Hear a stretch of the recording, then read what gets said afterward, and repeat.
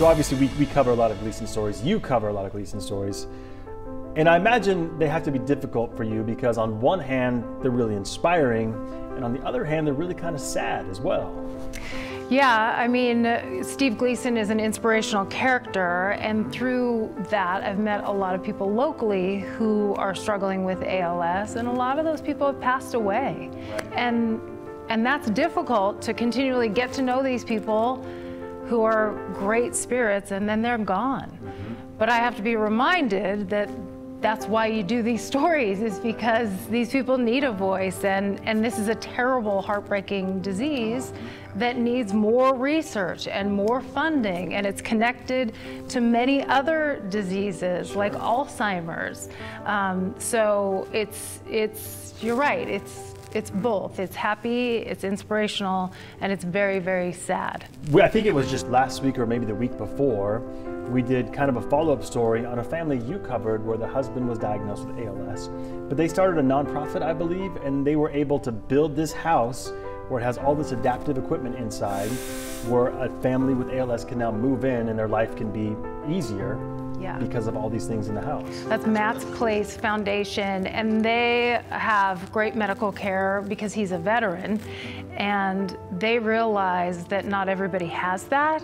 And battling ALS, the medical costs are astronomical. Like, people just can't afford what they need.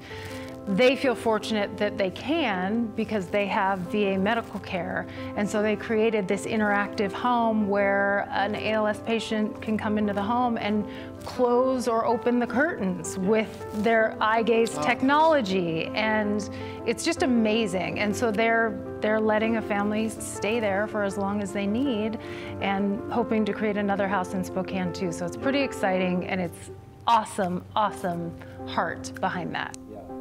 I love, if anybody is not following Steve Gleason on Twitter, I mean, see, that is one thing, the social media and the technology, you still get the man, you know, and his tweets, like on Thanksgiving, he tweeted, he goes, "I ate so much turkey, I can't move a muscle."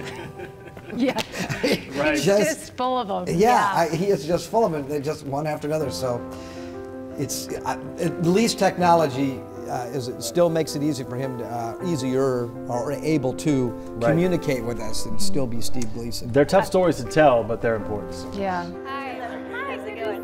I was able to visit New Orleans recently and visit Steve Gleason and his wife Michelle at their home, and they were so gracious. And we went to a Saints football game. Of course, he's a former Saint, and talking to fans there. If you think people in the Spokane area love Steve Gleason, those people in New Orleans just think the world of him, because he basically, to them, put them on his shoulders after Hurricane Katrina and gave the city a reason for hope. Right. You're talking about that play where he blocked a punt, they scored a touchdown, and that was kind of the rebirth. As that was after Katrina. Right? Yeah. First time they did back in the Superdome. Thank you. Yeah. So. They had been through it there. So I'm hoping the next, one of the next stories we hear from you about ALS is a major breakthrough. Oh, wouldn't that be great? We saw that happen after Magic Johnson was diagnosed with HIV. Right. Then all of a sudden, that we had came up with treatments for that. Mm-hmm. So it's going to be, that would be great. That would be great. They're working on it at WSU We're due Spokane. for something. Yeah. Yep.